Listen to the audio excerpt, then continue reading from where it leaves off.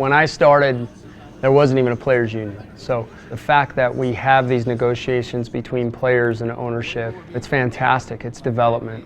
And it changes the circumstances, you know. We're still working on the CBA. When that gets settled, things will change yet again.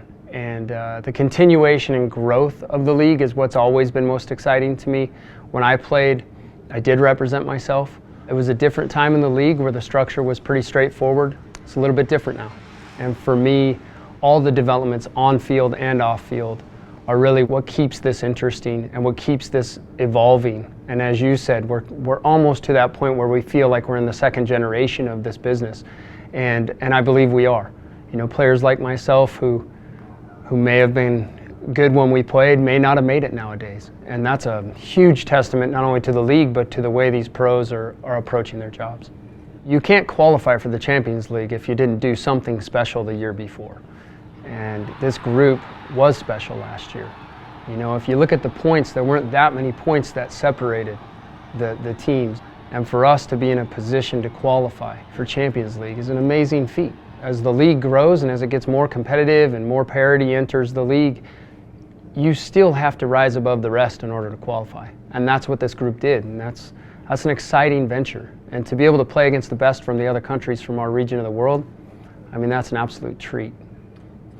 Yeah, big fish, small pond, you can say that, but when you look league-wide, we're a big fish.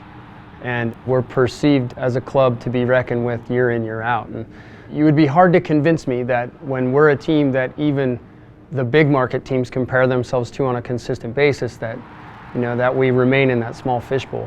Our community supports us, our fan base is unbelievable, our players recognize that, and one of the strengths we have is that our locker room does have players that have played in other markets.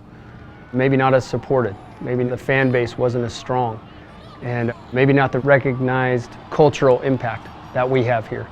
And those are what we have to continue. But in essence, the chip on the shoulder of being the overlooked team is long gone, and my job and Jeff's job is to make sure it stays that way. Perception from the outside is an interesting thing because it's actually a competitive advantage when it starts to work in your favor. And when I was in Houston, the transition was going on and the players were starting to buy into it.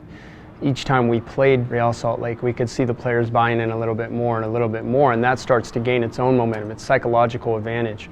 And it's a huge piece of every championship team. I believe that it helped push this team to a championship. I believe that it's a consistent message within our group, within our locker room, that our locker room believes in.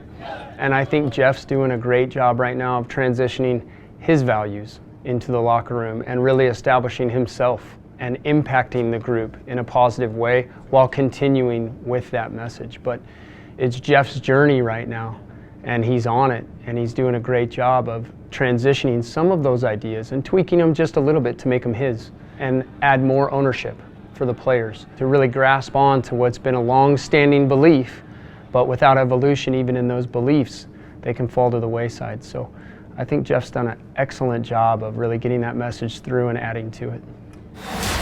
Register now for the 2015 season ticket waiting list at realsaltlake.com.